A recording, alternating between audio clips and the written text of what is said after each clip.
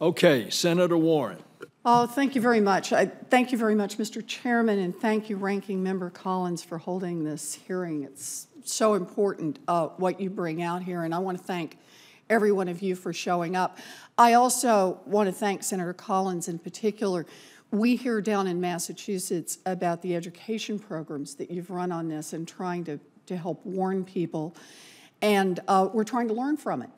And I want a chance to publicly acknowledge the Massachusetts Association of Retired Federal Employees. We're about to send a mailing from our office, a warning from our office. They're going to send out a mailing to 10,000 of their members about this. We're trying to learn what we can to try to be helpful on the educational front, and I'm grateful for every idea here. I want to say this has been covered some in the Massachusetts papers. We've been trying to follow this. And I read a piece in a Massachusetts paper reporting that the Federal Bureau of Investigation will not get involved in a fraud unless there is more than $1 million at stake. I haven't been able to verify this, but I'd just like to know, Sheriff King, have you heard anything about this, and do you have any comment on that?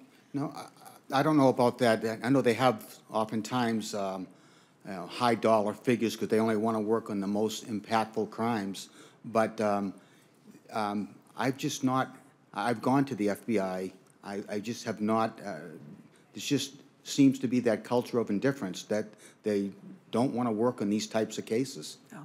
Well, I'm really struck, too, particularly in this case, because Ms. Nichols, I think you were saying, and I think you were too, Ms. Ellis, it doesn't start at $100,000 or $600,000. It starts, how much, Ms. Nichols?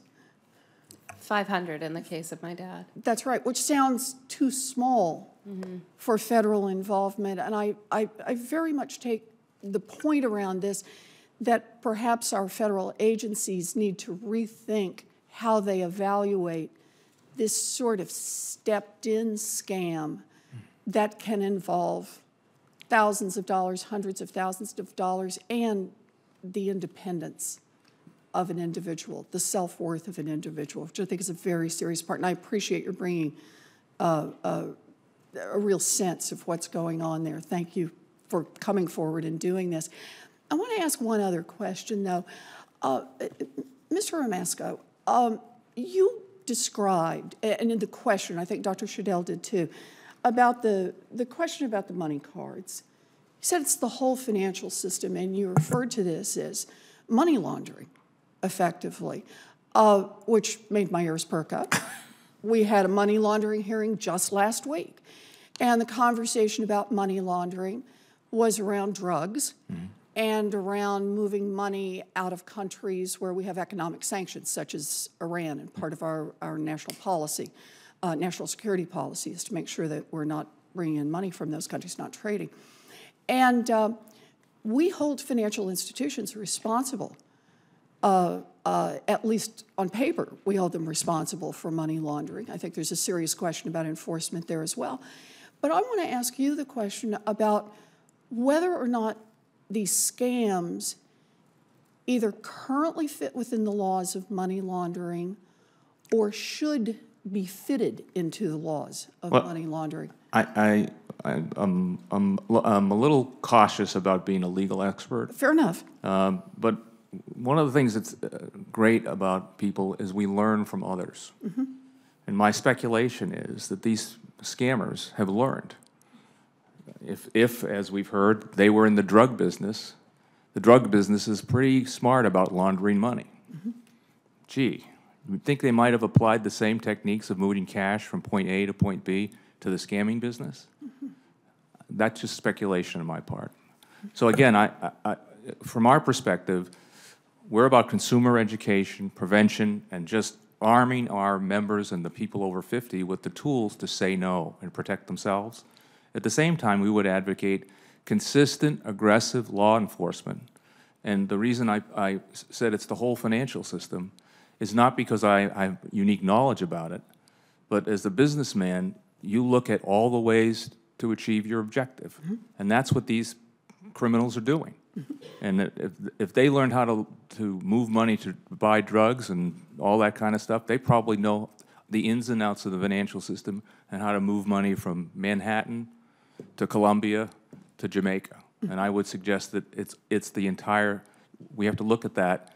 And I think you make an extraordinarily important point. Because you don't start out at $10,000 or $1 million, but if it in collective, it impacts tens of thousands of our senior citizens. And if the MetLife study is even remotely close, at $3 billion, if someone showed up here and said, I'm going to steal $3 billion from seniors in America, I think there'd be a lot of people pretty upset about it. That's right. But if I it think happens we could probably gradually, get the police to respond. it would be, if it's gradually under the radar and offshore, it doesn't have the visibility and the powerful impact. Thank you. It's a very important point. Dr. Shadel, did you want to add? I'm just about over. I am over time, but I think he said very well. The only thing I would point out that's in city, I don't want to necessarily defend law enforcement, although I was an investigator for a lot of years, and I gave up trying to catch con men because they were always one step ahead. Now with technology and with this Jamaican thing where there's having victims send money to each other, it is really, really challenging to try and figure out where the money's going. So, oh, thank you very much. But I'm quite sure that if we don't try, we will never figure it out, and that can't be the right answer. And I hope there is a special circle of hell for the people who prey on our seniors in this way. Amen. So, thank you.